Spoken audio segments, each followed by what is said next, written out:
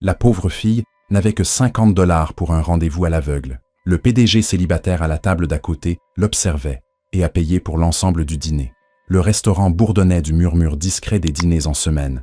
Une musique douce jouait, les verres s'entrechoquaient doucement, les couverts tapaient délicatement sur la porcelaine. La lumière des bougies vacillait au centre de chaque table, projetant des ombres chaudes sur les boiseries sombres et les nappes bleu marine. Ce n'était pas un endroit 5 étoiles, mais c'était le plus chic où allait et jamais été pour un rendez-vous. Elle entra avec hésitation, la clochette au-dessus de la porte tintant un peu trop fort, comme pour annoncer son arrivée. Ses mains lissèrent à les côtés de sa robe, une pièce vintage de couleur perle, cintrée à la taille, dont le tissu commençait à s'effilocher sur les bords. Elle avait appartenu à sa mère. Haley ne l'avait portée qu'une fois auparavant, des années plus tôt, pour sa remise de diplôme universitaire. Ce soir-là, elle lui semblait être à la fois une armure et un espoir. Elle avait bouclé ses cheveux blonds cet après-midi-là, dans son petit appartement, appliquant un peu de maquillage qu'elle pouvait à peine s'offrir. Ses lèvres étaient d'un rose doux. Ses nerfs, eux, ne portaient aucun déguisement. Une hôtesse s'approcha avec un sourire poli. « Réservation pour Haley », dit-elle, la voix plus assurée qu'elle ne l'était intérieurement. « Par ici ». Elle suivit la femme jusqu'à une petite table près de la fenêtre. La lumière au-dessus brillait doucement. On aurait dit qu'elle attendait que quelque chose se passe. Haley s'assit avec précaution, son sac serré sur ses genoux, les jambes rapprochées sous la table. Elle jeta un coup d'œil à l'heure. 18h45. Elle était en avance de 15 minutes. Parfait. Elle avait besoin de temps pour respirer. Peut-être, juste peut-être, cette fois serait différente. Elle balaya la salle du regard, feignant la décontraction. Mais ses yeux revenaient à l'entrée toutes les quelques secondes. Elle l'avait rencontré sur une application de rencontre. Aaron, il semblait gentil, attentionné, pas insistant. Ses messages étaient courts, mais doux. Quand il avait proposé cet endroit, elle avait hésité, puis avait dit oui. Cela lui avait pris des mois pour dire oui à quelqu'un. Des années, si elle était honnête avec elle-même. À une table non loin, un homme en costume gris anthracite remuait un verre de scotch. Sa posture était détendue, mais pas ses yeux. Ethan Blake venait de sortir d'une longue réunion. Une parmi tant d'autres récemment, mais la tension de sa journée ne l'avait pas suivi dans cet instant. Son regard se posa sur la jeune femme près de la fenêtre. Elle était entrée avec tant d'espoir et un léger tremblement. Quelque chose en elle lui rappelait le passé, une époque où il croyait encore que tout pouvait commencer par un regard à travers une table. 15 minutes passèrent, puis 30. Haley remua sur son siège.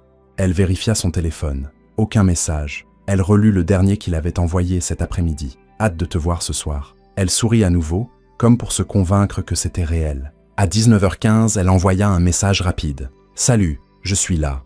Juste pour vérifier. » Toujours rien. Elle attendit, regarda à chaque fois que quelqu'un entrait, essaya de ne pas trop jouer avec sa serviette. À 19h30, elle appela. Une sonnerie. Répondeur. Un serveur s'approcha doucement. « Mademoiselle, souhaitez-vous commander quelque chose ? Ça commence à se remplir. » Ellie cligna des yeux. « Oh, j'attends quelqu'un. Encore un peu. » Le serveur hocha la tête et s'éloigna. Ellie ouvrit son petit sac. À l'intérieur, un billet de 5 $ plié, son fonds d'urgence, pour être honnête. Elle n'avait pas prévu de commander grand-chose, peut-être un thé si elle devait absolument, mais elle avait espéré que l'homme arriverait et proposerait de partager un repas. Elle avait espéré plus que ça. Son téléphone vibra. Un message. Elle l'ouvrit. « Waouh, t'es vraiment venu. » Je plaisantais. « Désolé, mais t'es pas vraiment mon genre. Pas la peine de prendre un Uber. » Un autre message suivit. « T'as l'air gentille. Mais sérieusement, tu pensais que j'allais vraiment venir ?» L'écran devint flou. Elle cligna fort des yeux, retenant la brûlure. Sa mâchoire se serra.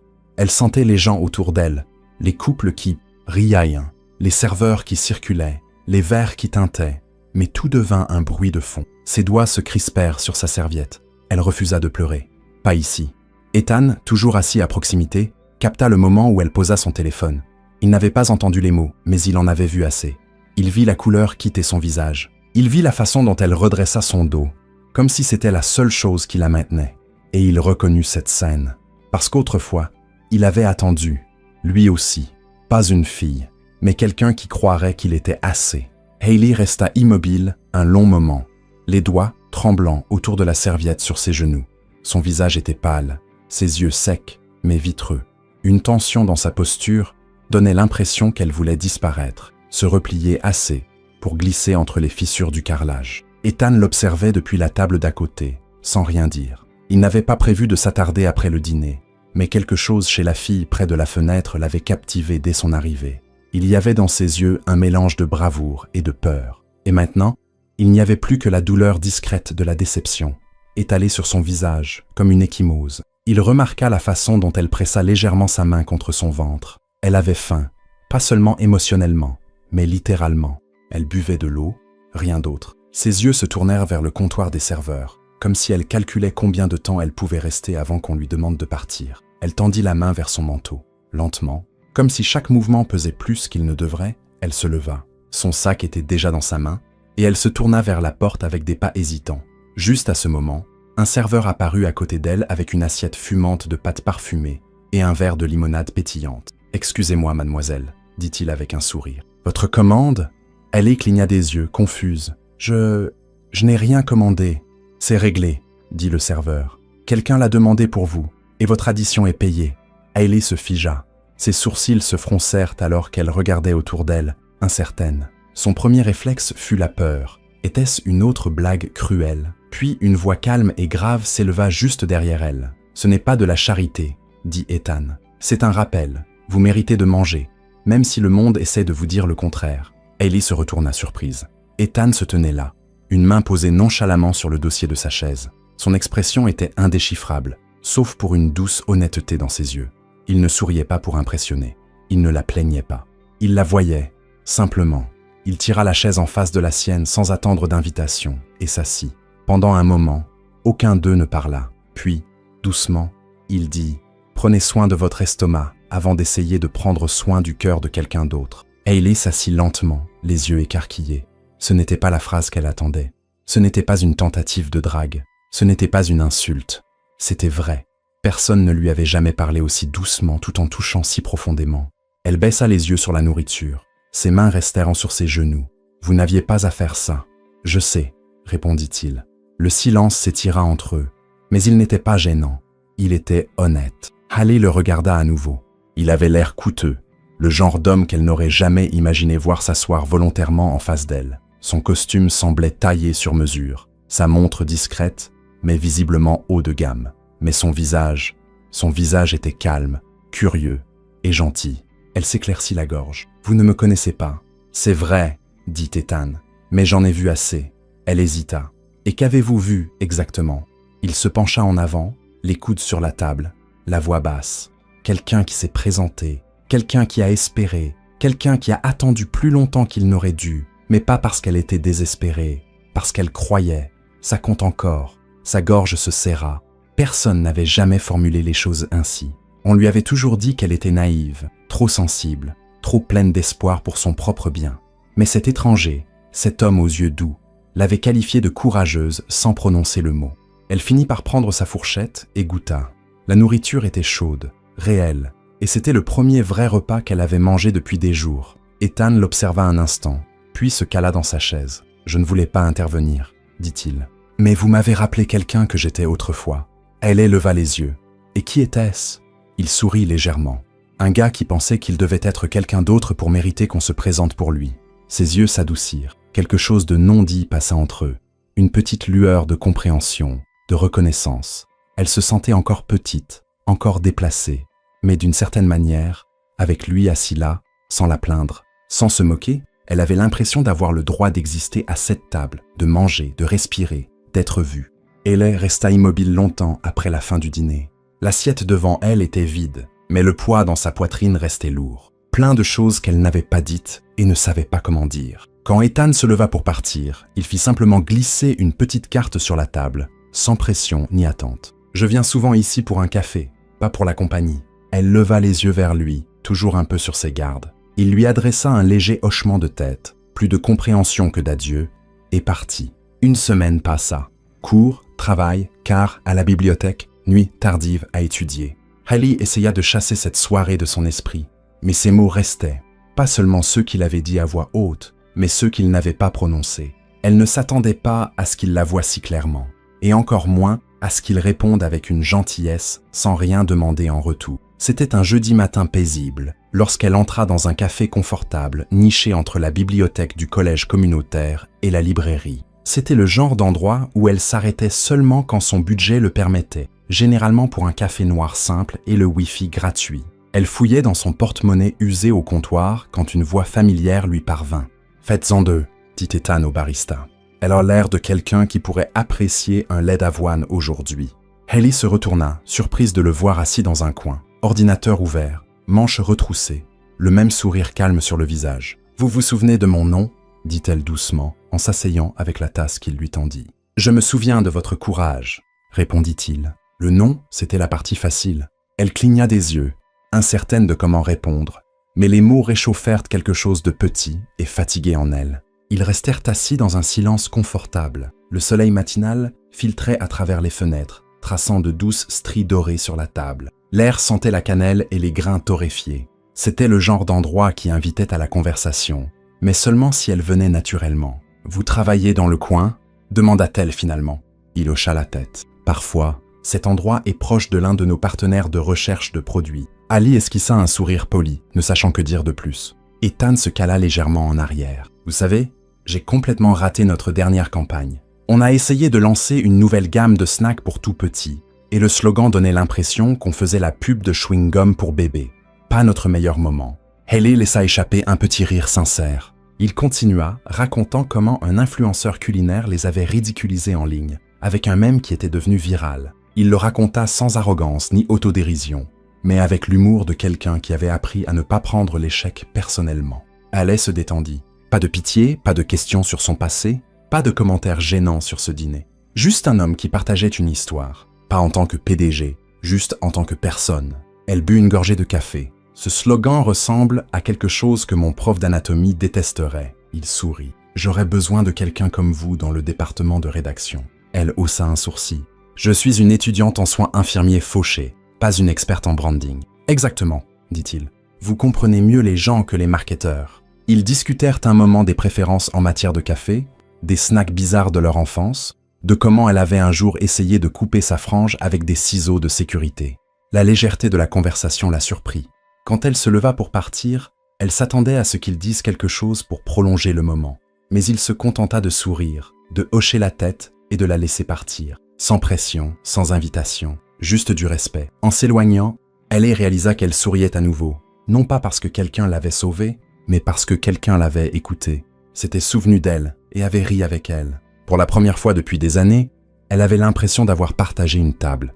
Non par désespoir, mais par choix. Et peut-être, juste peut-être, cela changeait tout.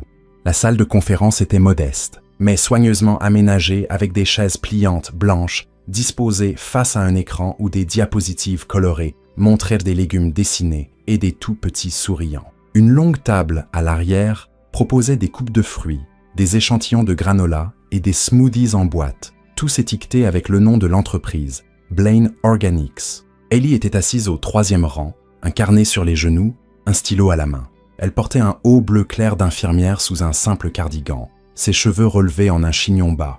Autour d'elle se trouvaient de jeunes mères, quelques pédiatres et un couple d'étudiants en nutrition curieux.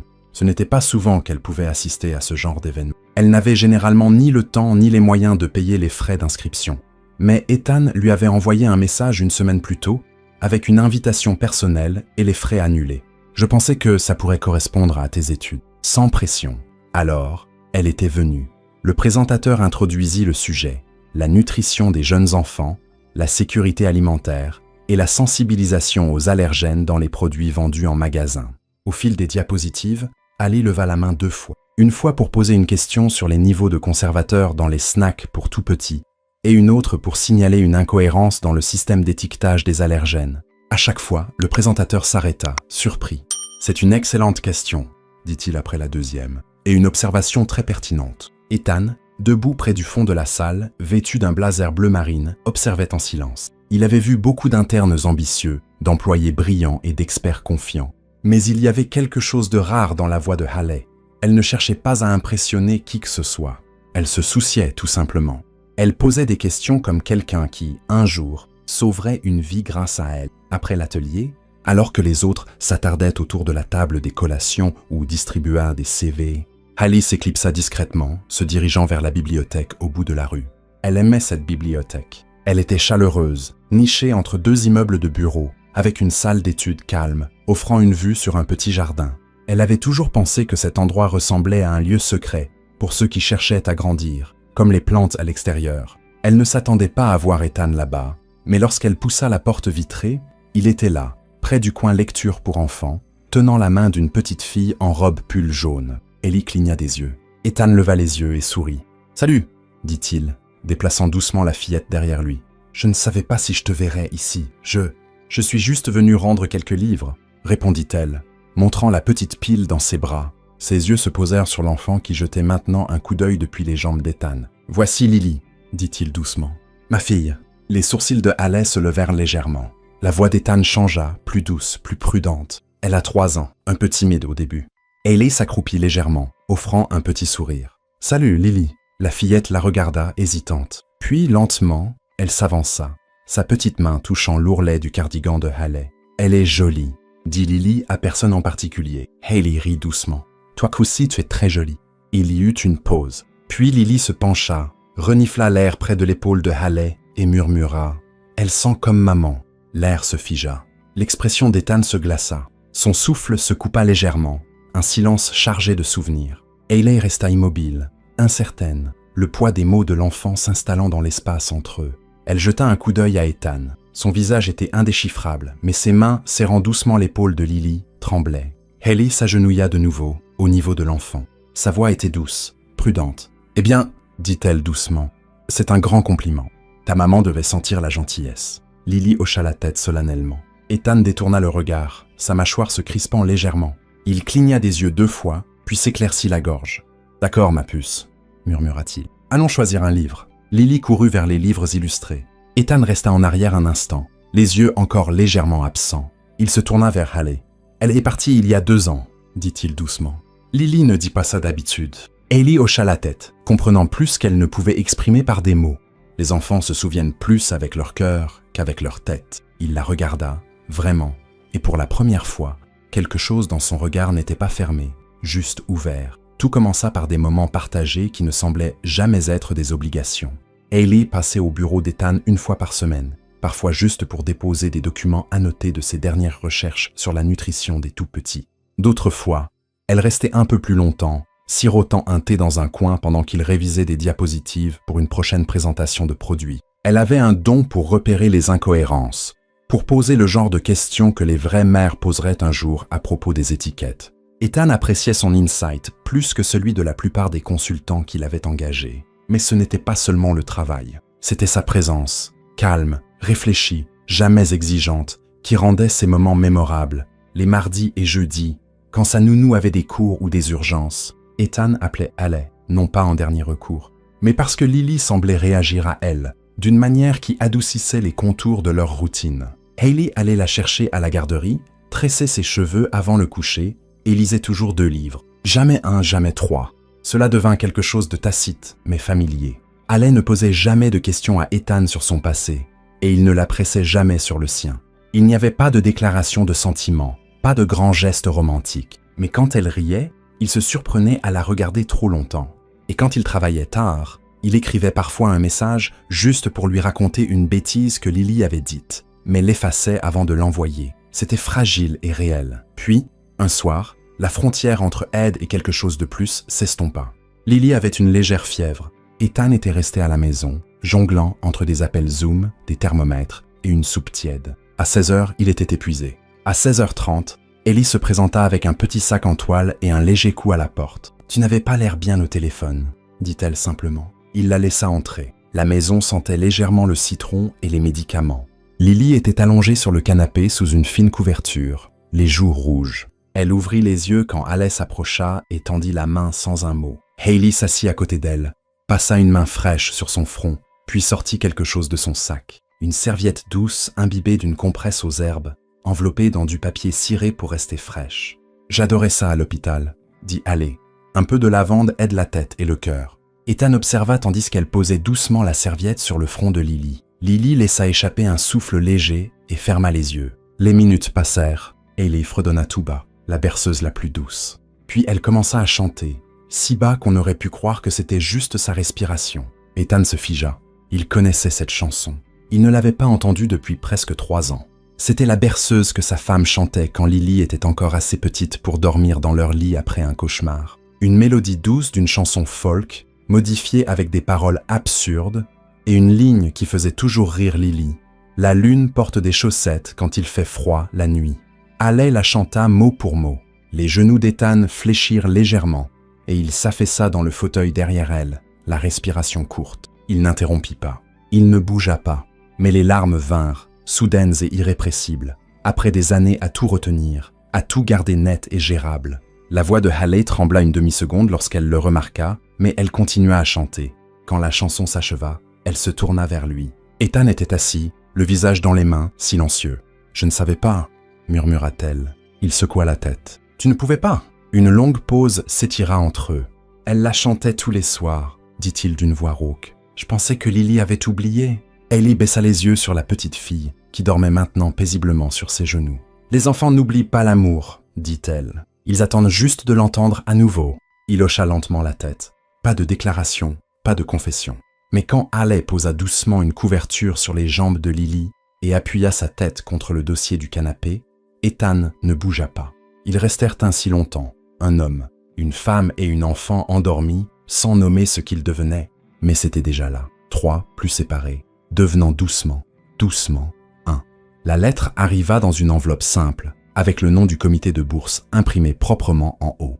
Hailey la fixa pendant 5 minutes entières avant de l'ouvrir, les mains tremblantes. Elle lut la première ligne une fois, puis une deuxième, puis une troisième fois, avant de laisser échapper un souffle qu'elle n'avait pas réalisé retenir. La police locale était son emploi de jour. Il semblait que Joe et elle étaient devenus, comme lui, une partie du public. Bourse complète, programme d'1 an, spécialisation pédiatrique, hors de l'État. C'était tout ce pourquoi elle avait travaillé. Tout ce qu'elle avait espéré en silence les nuits où le monde semblait trop lourd et l'avenir trop lointain. Mais au lieu de l'euphorie, sa poitrine se serra, car cela signifiait partir, quitter la chaleur tranquille de la cuisine d'Ethan, les histoires du coucher de Lily, le rythme étrange et stable de quelque chose qui ressemblait presque à une vie. Elle attendit 3 jours avant de lui en parler. Ils étaient au parc, Lily courant après des bulles de savon pendant que Haley était assise à côté d'Ethan sur un banc, la lettre soigneusement pliée dans la poche de son manteau. « J'ai eu la bourse !» dit-elle doucement. Ethan se tourna vers elle, les sourcils levés, un sourire immédiat. « Hailey, c'est incroyable !»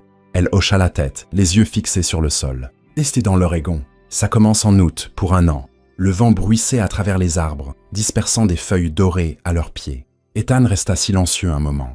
Puis il dit « Tu devrais y aller. » Ses yeux se relevèrent, surpris. « Tu penses ?» Il hocha la tête. « Tu l'as mérité. » « Et si… » Elle déglutit. « Et si tu penses que je pars juste quand les choses vont bien, comme si je t'avais utilisé pour la stabilité et que maintenant je m'en vais ?» Le visage d'Ethan s'adoucit. Il secoua lentement la tête. « Aimer quelqu'un, dit-il, ce n'est pas le retenir. C'est ne pas lui couper les ailes. » Les mots touchèrent Haley plus profondément qu'elle ne l'avait prévu. Ils se logèrent dans des endroits en elle qui craignaient encore l'abandon, qui croyaient encore qu'elle devait prouver sa valeur en restant. Hailey cligna rapidement des yeux, puis détourna le regard, observant Lily courir après une bulle de savon qui flottait juste hors de sa portée.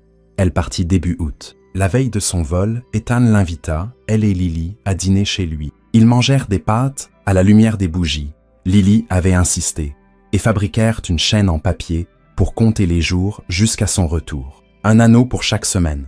Quand vint le moment de partir, Ellie s'agenouilla pour dire au revoir à Lily. Mais avant qu'elle ne puisse parler, Lily passa ses bras autour de son cou et murmura « Tu ne vas pas loin. Papa dit que les cœurs se fichent de la distance. » Haley ferma les yeux, serrant la petite fille contre elle. C'était un adieu comme elle n'en avait jamais eu. Sans culpabilité, sans peur, juste de l'amour. Elle leva les yeux vers Ethan, qui se tenait près de la porte, les mains dans les poches, le regard indéchiffrable mais chaleureux. Pas de promesse, pas de « attends-moi », juste une compréhension silencieuse, que quelque chose de réel pouvait survivre à la distance, que l'amour, dans sa forme la plus pure, n'exige pas la proximité. Hailey pleura cette nuit-là, non pas parce qu'elle était laissée derrière, mais parce que, pour la première fois, on la laissait partir sans la décevoir. L'hôpital communautaire était presque exactement le même. Murs stériles, moniteurs émettant des bips discrets, infirmières en chaussures pratiques, courant entre les patients. Mais cette fois, entrer dans cet endroit semblait totalement différent. Hailey se tenait à l'entrée du personnel, serrant son nouvel badge d'identification, sa blouse blanche fraîchement repassée. « infirmière diplômée, était inscrit sous son nom en lettres grasses. Elle l'avait fait. Après une année de cours épuisants, de garde de nuit et d'un manque de chez soi plus intense qu'elle ne l'avait prévu, elle était de retour plus forte, plus stable et plus sûre d'elle-même que jamais. La matinée passa dans un tourbillon d'introductions, de paperasse et de retrouvailles avec des visages familiers de ses jours d'internat. Juste avant le déjeuner, une infirmière lui tendit une enveloppe blanche élégante. « Il y a un événement cet après-midi. Vous êtes invité », dit-elle avec un clin d'œil. L'invitation était simple, élégante. Lancement de produit, Her First Spoon. Une célébration de la nourriture, de la dignité et des secondes chances. Lieu, Jardin sur le toit, Blake Nutrition Co. Heure, 15 heures. Elle sut immédiatement de qui cela venait. À 15 heures précises, Haley sortit de l'ascenseur dans le jardin sur le toit, un espace aéré bordé d'herbes en fleurs, de lumières suspendues et de rangées de chaises blanches. Une longue table au centre exposait des emballages aux couleurs pastel, chaque boîte marquée d'une écriture douce. Her First Spoon. Pour les femmes qui sont restées affamées pour nourrir l'espoir. Ellie s'arrêta net. Sa gorge se serra lorsqu'elle observa le design. C'était subtil, mais la silhouette sur le côté de la boîte, une femme tenant un enfant près d'elle, une cuillère dans l'autre main, lui était immistakablement familière. Ethan se tenait près du podium, s'adressant à une petite foule d'investisseurs, d'employés et de journalistes. Sa voix était calme, concentrée, mais quand ses yeux croisèrent les siens à travers le toit, les coins de sa bouche se relevèrent légèrement. Il termina son discours, serra quelques mains, puis marcha directement vers elle. « Je n'étais pas sûr que tu viendrais, » dit-il. « Je n'étais pas sûr que tu te souviendrais encore de moi, » répondit-elle doucement. « Impossible, » dit-il, les yeux chaleureux.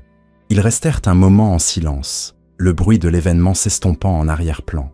Puis, lentement, Ethan mit la main dans sa poche et en sortit une petite boîte. Il ne s'agenouilla pas. Il ne fit pas de grandes déclarations. Il l'ouvrit simplement, révélant une bague délicate avec une seule pierre discrète. « Je ne veux pas te sauver, » dit-il doucement. « Je veux rester, si tu me le permets. » Ali fixa la bague, puis Ethan, son visage plus âgé que lors de leur première rencontre. Ses yeux portaient encore le poids de son passé, mais maintenant adoucis par autre chose. Elle ne pleura pas, elle ne trembla pas, elle hocha simplement la tête, pas parce qu'elle était submergée, pas parce que cela semblait un conte de fées, mais parce que, pour la première fois de sa vie, elle choisissait l'amour non par besoin ou peur, mais depuis un lieu de paix. Un lieu où deux personnes, chacune brisée à sa manière, étaient redevenues assez entières pour se tenir côte à côte. Et cette fois, aucun d'eux ne fuyait. Le doux bourdonnement des conversations, le tintement des verres et l'odeur du pain au romarin emplissaient le même restaurant de gamme moyenne où, il n'y avait pas si longtemps, Haley s'était assise seule, nerveuse, pleine d'espoir et invisible. Mais ce soir, tout était différent. Elle entra main dans la main avec Ethan, leurs doigts entrelacés naturellement, confortablement. Lily trottinait juste devant eux dans sa petite robe bleu marine, ses couettes rebondissant à chaque pas. L'hôtesse les accueillit chaleureusement et les conduisit à une table familière dans un coin. Sauf que cette fois, il y avait 3 chaises. Ethan en tira une pour Haley, puis aida Lily à s'installer sur la sienne. Pas de séparation, pas d'observation silencieuse de loin, juste une table partagée.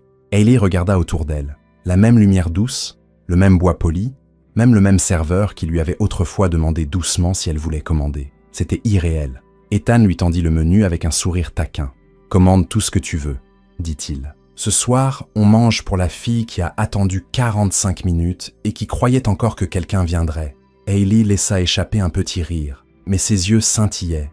Elle baissa les yeux sur le menu, puis le regarda. « Tu te souviens de tout ? Je me souviens de toi, » dit-il simplement. À ce moment-là, Lily fouilla dans son petit sac à dos et en sortit une feuille de papier pliée.